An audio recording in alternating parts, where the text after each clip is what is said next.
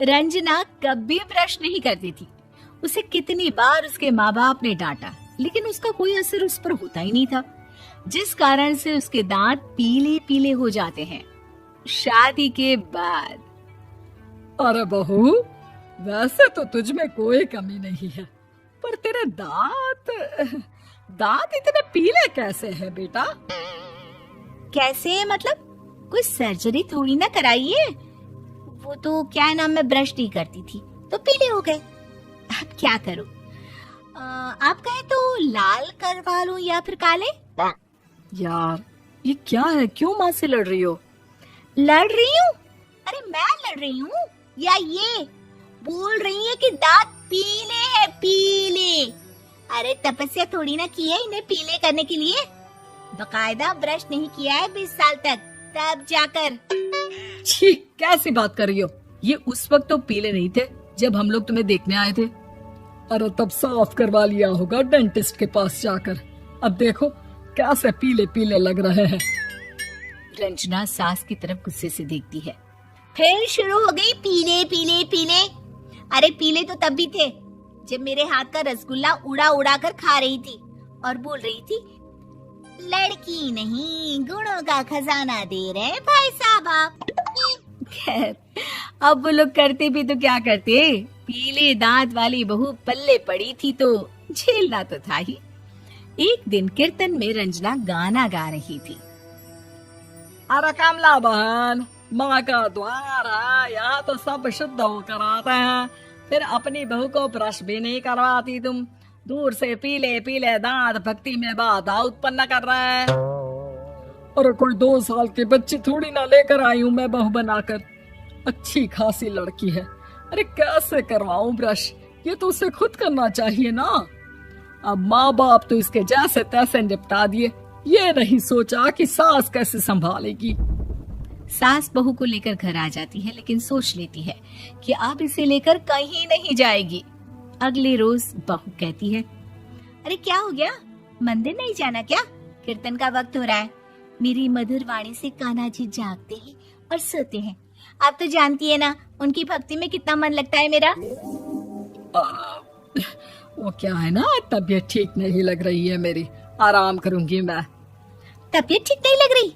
अभी तो मिथुन के गाने पर नाच रही थी आप, और अब बोल रही है कि तबीयत ठीक नहीं लग रही। अरे भक्ति में मन लगा लो सासू माँ, ऊपर जाना है, क्या मुंह दिखाओगी आप? हाँ? सास को बहू की बात पर गुस्सा आ जाता है। मैं क्या मुंह दिखाऊंगी, इसकी चिंता तो ना कर, समझी? अपने मुंह की चिंता कर, जो ये पीले पीले दांत लेकर हर जगह पहुंच जाती है। पता है लोग कितना मजाक बनाते हैं। ना जी ना, मैं नहीं जाना कहीं तेरे साथ। तो ये बात है। कोई ना, मत जाओ, मैं अपने कमरे में ही बैठकर भक्ति कर लूंगी। ऊपर वाला दांत थोड़ी ना देखता है, मन देखता है, भावना देखता है। और अरे बस बस, तू सब कुछ दिखा, बस ये सफेद चमकदार दांत ना दिखाना किसी को, है? जा यहाँ से। बहू को सास की बात का कोई फर्क नहीं पड़ता, वो तो जैसी थी वैसी ही रह जाती है। सुबह नहाकर किचन में खाना बनाना, फिर खाना खाना, कीर्तन भजन करना और सो जाना। एक दिन, माँ जी मैं सहेली के घर जा रही हूँ, शाम को लेट आऊंगी। हाँ हाँ तो जाना, मैंने कौन सा तेरी आरती करनी है घर पर बैठकर।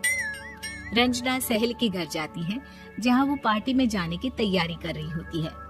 अरे शिखा, कहाँ जाने की तैयारी कर रही है? मैं गलत वक्त पर आ गई क्या? अरे नहीं यार, उल्टा सही वक्त पर आ गया। मैंने ये साड़ी और ज्वेलरी निकाली है यार, शाम को इनके ऑफिस की एक पार्टी में जाना है। बताना कैसा लग रहा है ये सब? नहीं यार, इस ड्रेस के साथ तो वो वाली ज्वेलरी अच्छी लगेगी। हाँ हाँ सही बोल रही है, मैंने ध्यान ही नहीं दिया। वैसे तो हमेशा से मस्त फैशन सेंस रखती है। तो बड़ा जाती होगी ना पति के साथ पार्टी में। रंजना कुछ नहीं बोलती, बस सोचती है कि यार काश ये बात सही हो जाती, पर मैं क्यों नहीं जाती पार्टी में?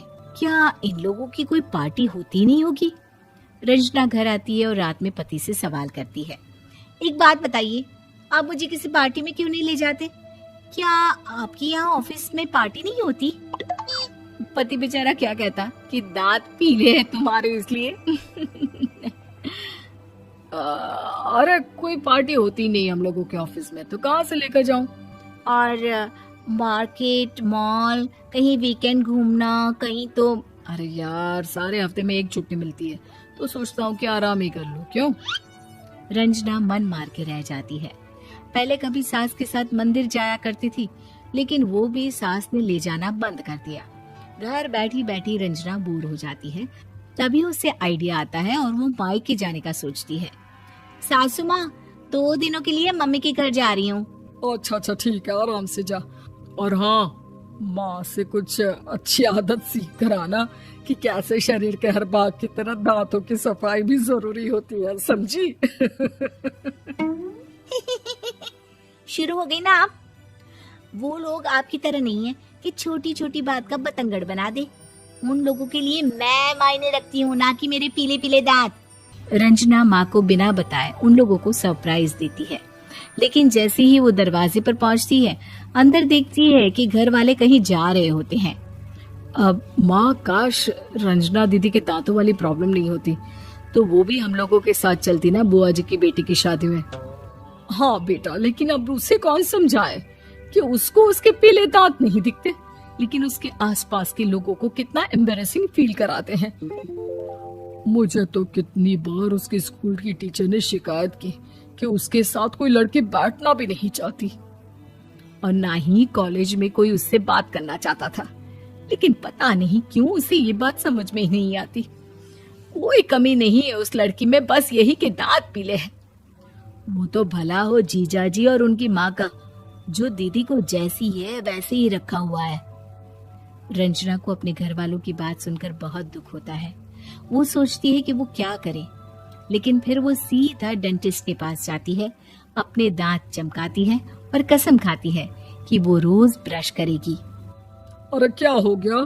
तुम तो 2 दिनों के लिए गई थी ना, पर कोई ना, अच्छा है, चलो आ गई तो। रंजना सास के सामने आकर खड़ी हो जाती है और पूरी स्माइल करती है, उसके चमकदार दांतों को दिखाती हुई।